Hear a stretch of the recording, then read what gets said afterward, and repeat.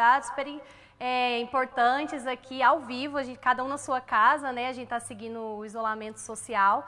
E o primeiro convidado é o Rodrigo Rodrigues, presidente da Central Única dos Trabalhadores do Distrito Federal. Seja bem-vindo, Rodrigo. Você me escuta? Tá me vendo? Estou ouvindo, estou vendo. Boa tarde, Nayá. Boa tarde, Rodrigo, Samanta. E Boa os outros tarde. convidados que vão agregar nessa conversa tão importante, né, que é sobre a luta da classe trabalhadora, é o Rodrigo Brito, bancário do Banco do Brasil e diretor da FETEC Centro-Norte, e a Samanta Nascimento, bancária do BRB e também diretora da FETEC Centro-Norte. Sejam bem-vindos, gente. Obrigado. Então, para a gente começar essa nossa conversa, né, o Brasil ele se encontra aí no ápice, podemos dizer, da pandemia, do Covid-19, nessa crise sanitária que a gente vive. E, Rodrigo Rodrigues, eu queria que você falasse um pouco sobre se hoje a questão central dos trabalhadores é a luta pela vida ou é a luta pela economia?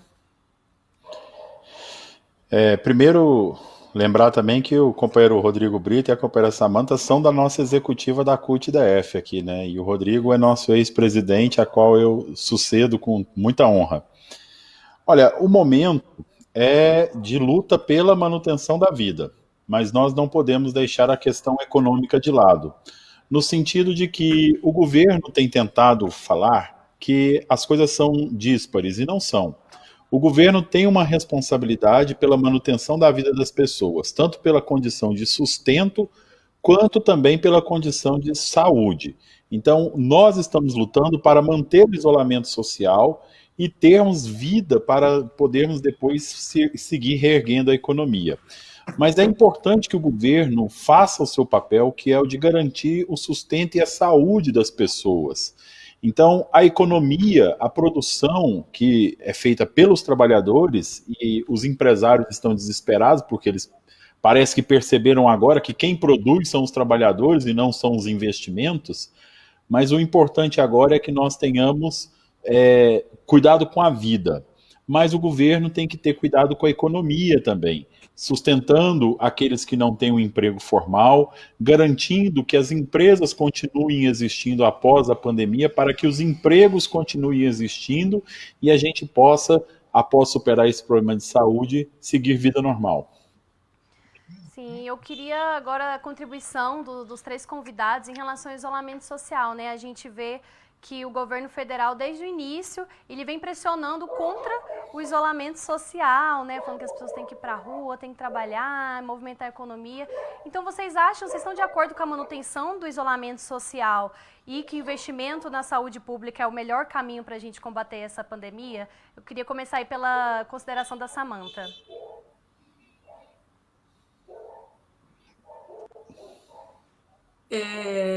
Então, o que acontece?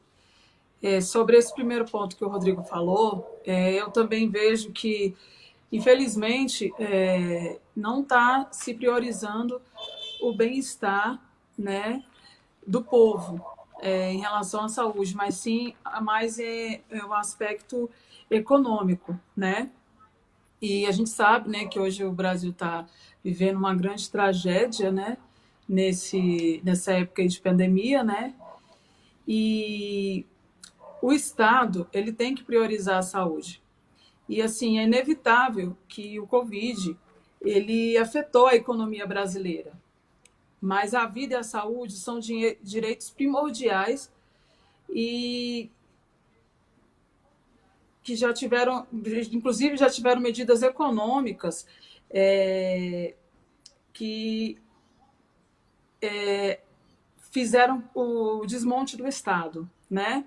Pelo Paulo Guedes. Se tira de um lado, que no caso é dos trabalhadores, né, para favorecer o outro no momento de crise. Então, a gente, nesse momento aí dessa crise econômica, eu acho que a gente tem que taxar, né, as grandes fortunas para a gente poder salvar vidas. Sim, Rodrigo Brito, qual é a sua consideração em relação ao isolamento social? Então, iniciei minha fala primeiro desejando muita saúde para todos que nos acompanham aqui no programa, né, todos os companheiras e companheiros. e desejando que a gente consiga passar da melhor forma possível sobre essa pandemia, né, do Covid-19, do coronavírus. Sobre a questão do isolamento social, é algo muito simples. A vida é o maior bem que qualquer ser humano pode ter. Então, toda medida que tem que ser tomada para preservar a vida, ela tem que ser garantida. E, neste momento, o isolamento social.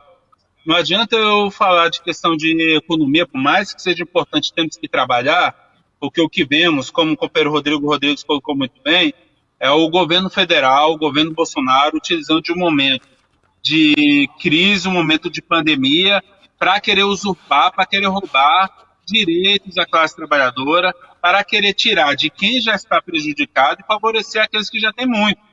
Então, manter uma política que é para poucos em detrimento da maioria. Tanto que ele não está preocupado com a vida da maioria, uma vez que ele defende contra o isolamento social. E defender o isolamento social nesse momento é defender a vida. E duvido que qualquer um, na hora que mexa com os seus, ele é contra o isolamento social. Duvido que qualquer ser humano, ele coloca a vida das pessoas que ele ama e a sua própria vida em detrimento de qualquer outra situação. Ou seja, o maior bem que o ser humano pode ter, a bênção divina que nós temos, é de acordar todo dia, ter uma vida para desfrutar e poder desfrutar dela, poder ser feliz. Então, não existe outra coisa. É isolamento social para preservar a vida. O resto, se a gente tivesse um governo eficiente, um governo capaz, que tivesse preocupado com a população brasileira, teríamos condições de construir medidas políticas, econômicas, medidas que realmente fizessem com que a máquina do Estado girasse e fizesse com que realmente a nossa população tivesse seus direitos sociais, seus direitos constitucionais garantidos. Até porque quem está salvando vida hoje é o Estado, através principalmente do serviço público, é através do SUS, é através de toda coisa pública que este atual governo que está aí, o governo Bolsonaro, queria destruir. Basta dar um exemplo. Quem está fazendo todo o trabalho do cadastro para o auxílio emergencial ao cidadão é a Dataprev, que no início do ano estava fazendo greve porque o governo queria privatizar e estava demitindo horrores. A Caixa Econômica, da mesma forma, o governo estava com uma reestruturação acabando com a Caixa Econômica Federal. E agora é justamente elas que estão salvando e atendendo a população. Então, temos que defender o isolamento social e temos que mostrar para as pessoas que é justamente um Estado com um serviço público forte e um Estado que valorize o povo, valorize a população, que vai garantir que a vida de cada cidadão e cidadã seja levada a sério e existe no nosso país. Porque se depender do presidente Bolsonaro, ele mesmo diz, né? Não é Messias, Messias só no nome. Então, pode morrer. Justamente. E diante dessa exposição, né, muito bem colocada da Samantha e do Rodrigo Brito, a gente vê que desde que foi decretado pela OMS um estado de pandemia, né, em todos os países, o presidente, o governo, né, em si mesmo, esse projeto de governo do Bolsonaro vem atacando constantemente a classe trabalhadora. E eu queria saber de você, Rodrigo Rodrigues, né, que são dois Rodrigos, quais são essas batalhas que os trabalhadores vêm travando contra o governo, né, em relação à pandemia, e quais são os saldos, né, dessas lutas mesmo?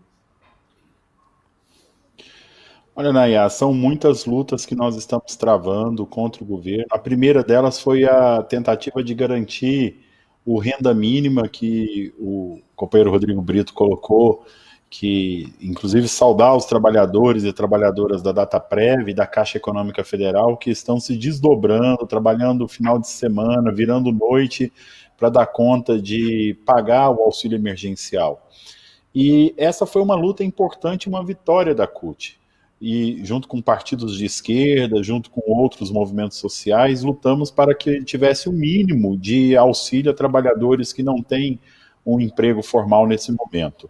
Infelizmente, o valor é muito baixo, R$600, nós defendíamos que fosse de R$1.200 pelo menos, e que ele pode chegar a isso em caso de mães que são solteiras e que cuidam de seus filhos, são sustento da casa, mas R$ 600 é um valor muito baixo. Mas se dependesse do Bolsonaro, ele seria menos, seria de R$ 200, ou nem seria, porque na verdade eles acham que a solução é não dar dinheiro para o povo, querem cortar salário dos servidores, estão editando várias medidas provisórias possibilitando a demissão de trabalhadores ou simplesmente o cancelamento dos contratos de trabalho ou não pagar salário durante esse período, né? E isso tem acontecido, muitas demissões. Essas medidas provisórias são danosas para a classe trabalhadora. Conseguimos derrubar um artigo muito ruim para os trabalhadores que possibilitava a suspensão do contrato de trabalho, mas o governo vem editando medida provisória em cima de medida provisória, mandando para o Congresso essas medidas que podem impactar. Conseguimos fazer com que a medida provisória que criava a carteira verde e amarela fosse suspensa a sua validade, não sendo votada no Congresso, com muita pressão sobre a Câmara e o Senado. Então, são muitas lutas, isso sem contar nos nossos sindicatos que estão diariamente lutando para garantir direitos dos trabalhadores. Quase todos os nossos sindicatos, se não todos, estão fechados, estão com suas portas fechadas, mas as diretorias estão trabalhando bastante, porque temos várias categorias que estão em serviço, como limpeza urbana, os próprios bancários, rodoviários, correios, e aqui eu vou acabar esquecendo um monte de pessoas que estão trabalhando nesse momento, porque se tem isolamento social, se nós conseguimos ficar em casa, é porque existem outras pessoas que continuam trabalhando, algumas áreas do comércio que não fecharam, como supermercados, padarias, que estão extremamente expostos.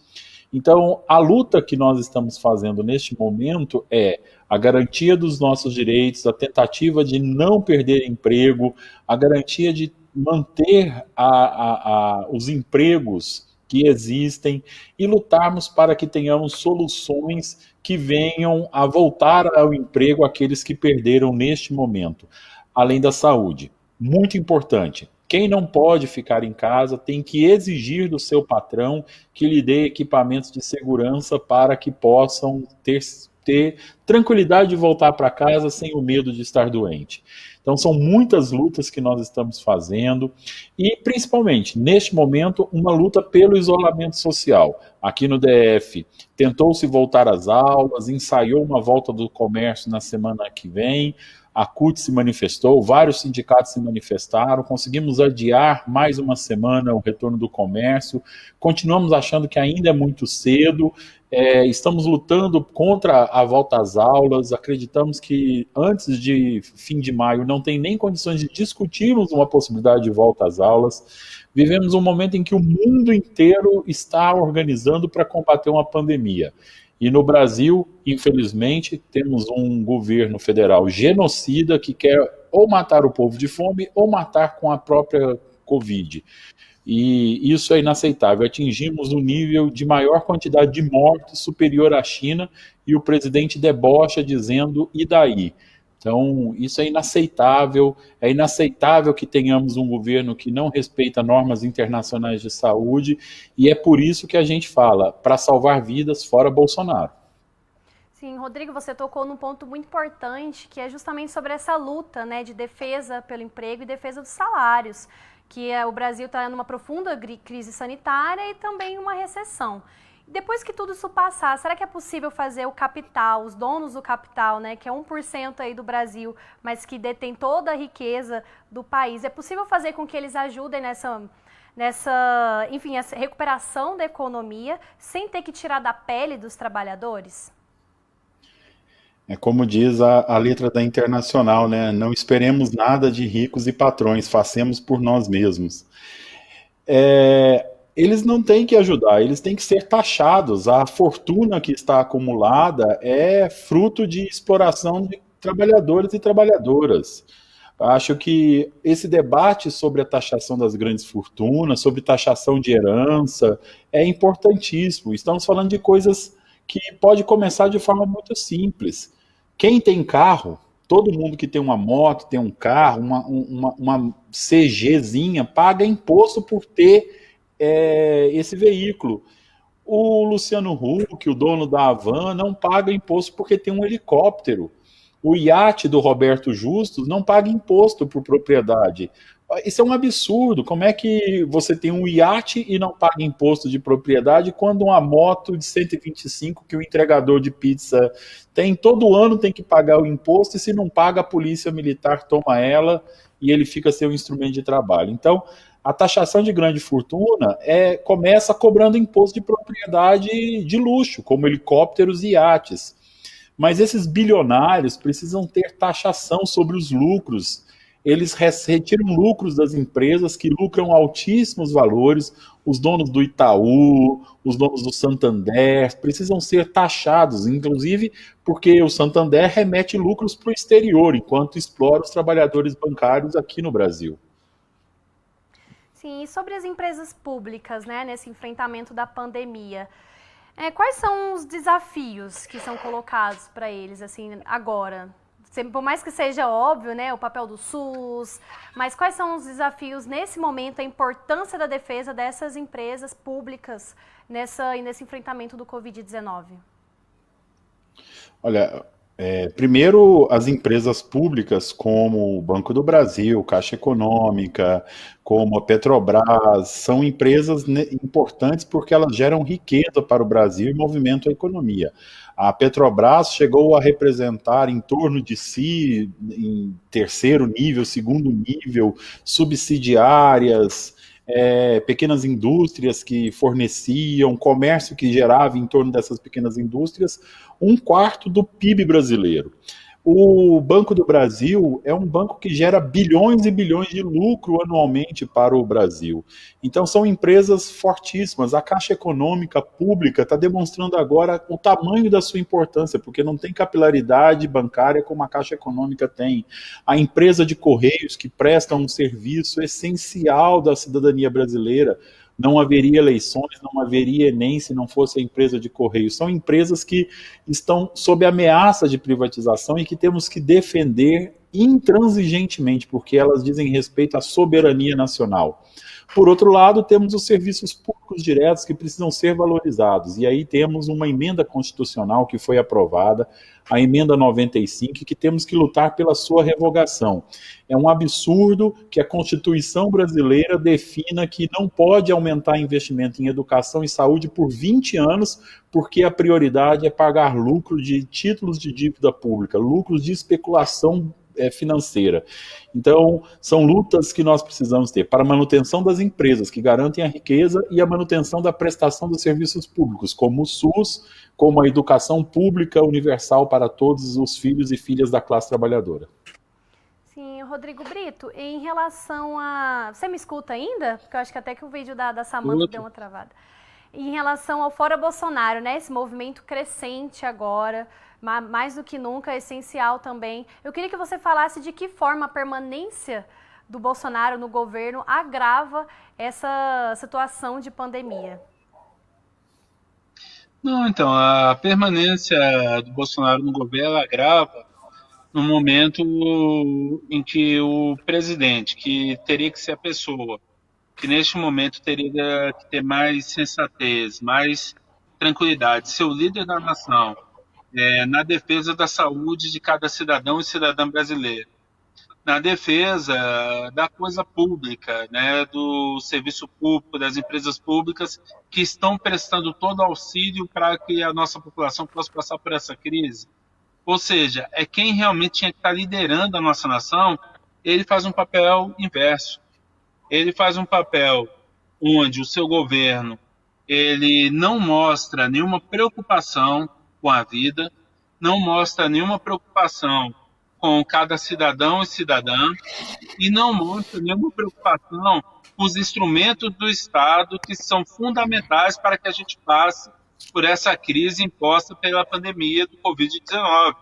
Então, o governo Bolsonaro ele tende a fazer com que a pandemia em nosso país ela seja potencializada, enquanto o seu papel era trabalhar para minimizar os efeitos deste malefício que acarreta todo mundo e que, infelizmente, também prejudica a nossa população, que é o vírus da Covid-19, do coronavírus.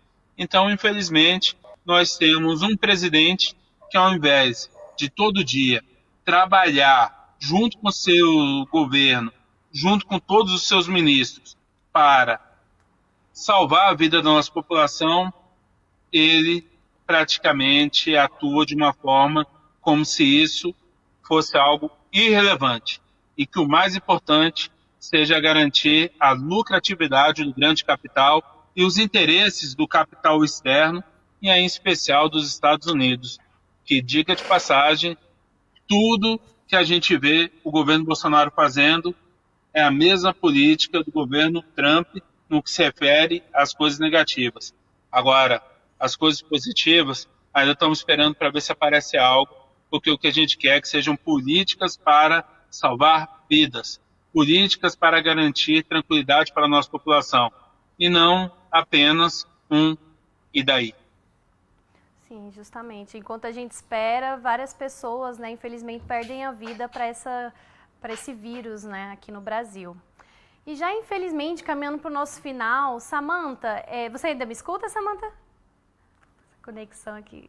Eu acho que o vídeo da Samantha caiu. Se a gente conseguir uma conexão aí até o final, ela volta e fala suas considerações pra gente. Enfim, Rodrigo Rodrigues agora, né?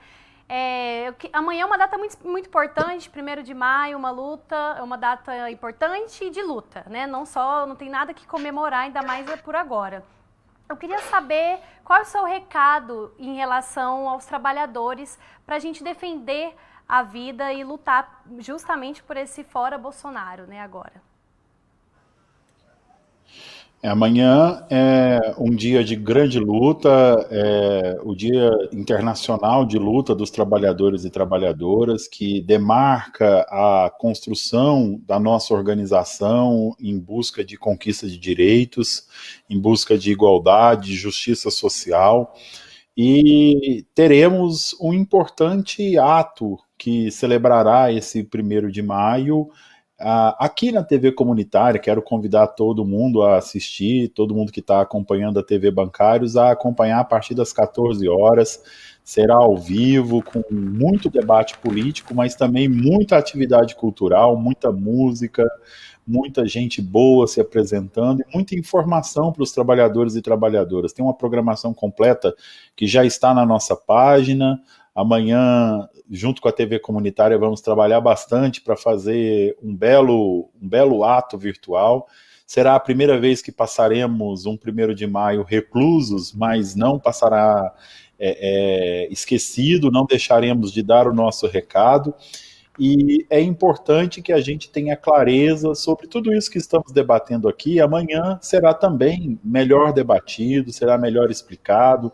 Teremos uma importante participação do companheiro Cleiton, que é presidente dos sindicatos bancários, falando sobre a ação de solidariedade do próprio sindicato dos bancários. Teremos vários companheiros apresentando suas ações, um debate sobre a educação, a conjuntura internacional, debate sobre situações de trabalhadores que estão hoje atuando enquanto o isolamento social acontece.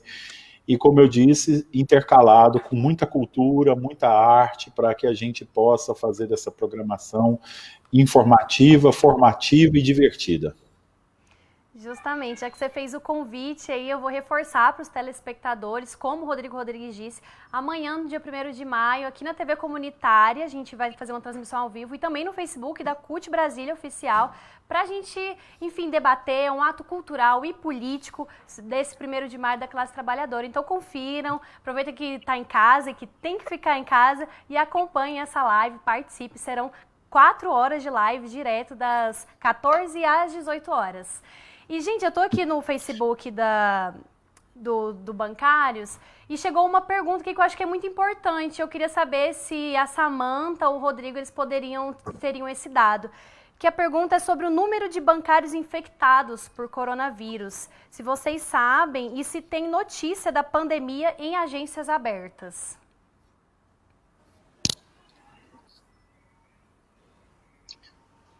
Não sei se a Samantha está ouvindo. Então, Estou ouvindo. Assim, nós não temos precisamente o número de bancários que foram contaminados pelo coronavírus aqui no DF. Mas a gente tem notícia, sim, de que já teve bancários, entre eles do Banco do Brasil e da Caixa Econômica, né, de que foram contaminados e de que foram tomadas todas as medidas necessárias, né, para eles se recuperarem.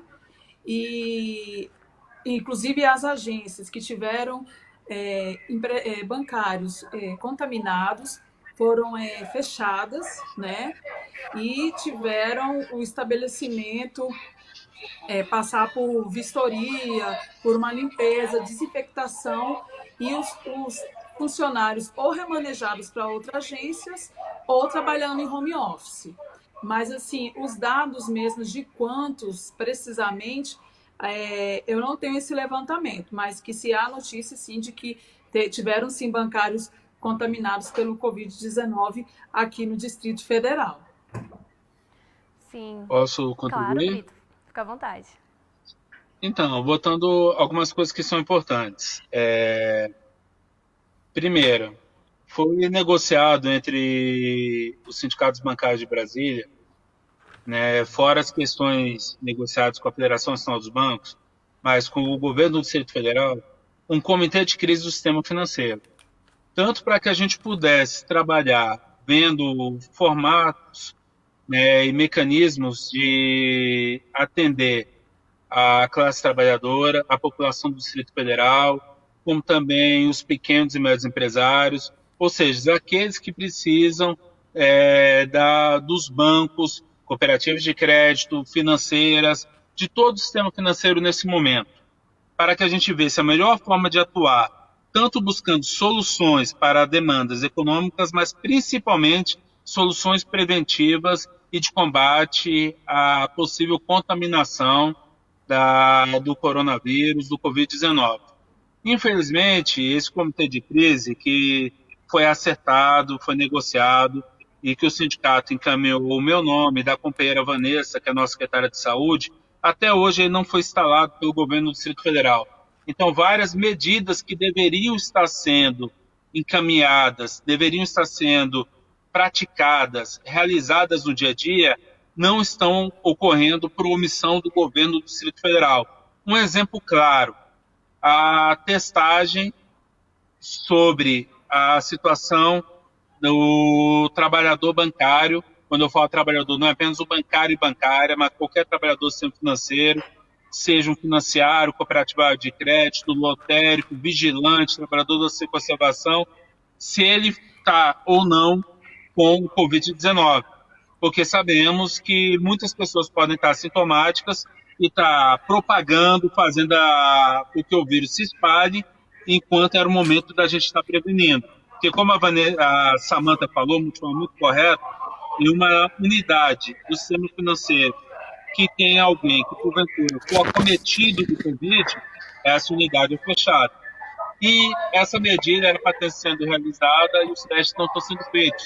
Então, principalmente na Caixa Econômica Federal, onde temos uma demanda de pessoas buscando a Caixa para poder receber o auxílio emergencial ao cidadão, também temos um grave risco, tanto do trabalhador do sistema financeiro como do usuário e cliente bancário, ser acometido pelo vírus por conta de uma omissão do governo do Distrito Federal. Então, é um ponto. Ato contínuo. A gente não tem condição de ter o número de dados, justamente que não está funcionando de forma correta esse comitê de crise. Então, a gente consegue as informações junto aos bancos e junto aos planos de saúde, principalmente dos bancos públicos, da Saúde Caixa, da Casim do Banco do Brasil, né, no caso do BRB. Então, a gente vai buscando e fazendo um trabalho.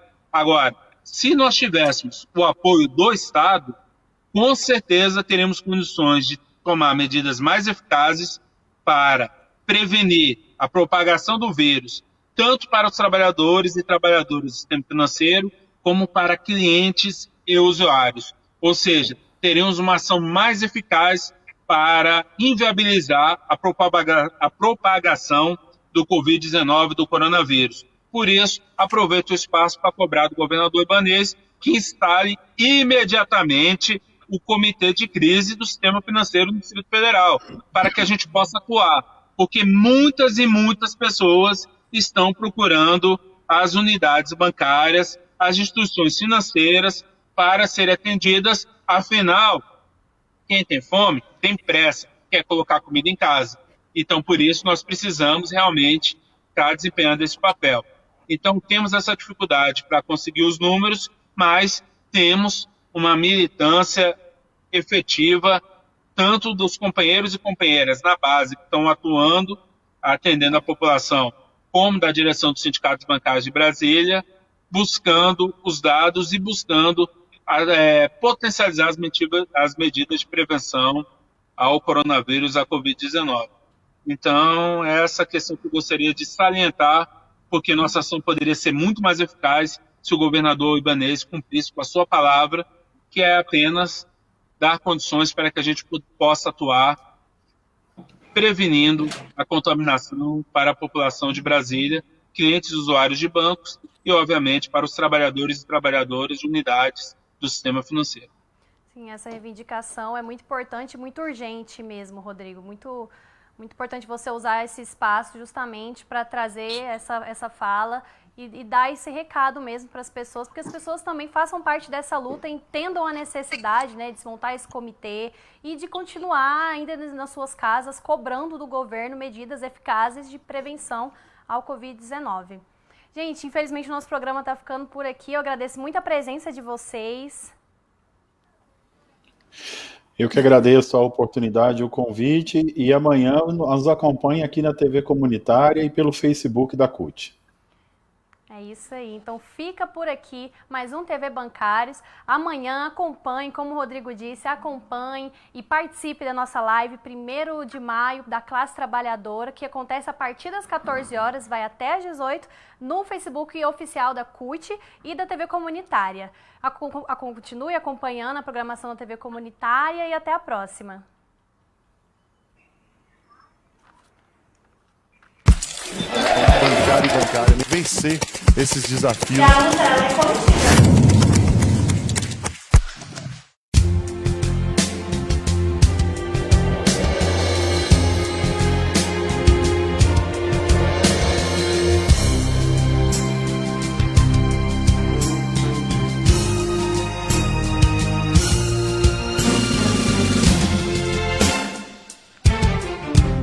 Vou falar aqui no grupo.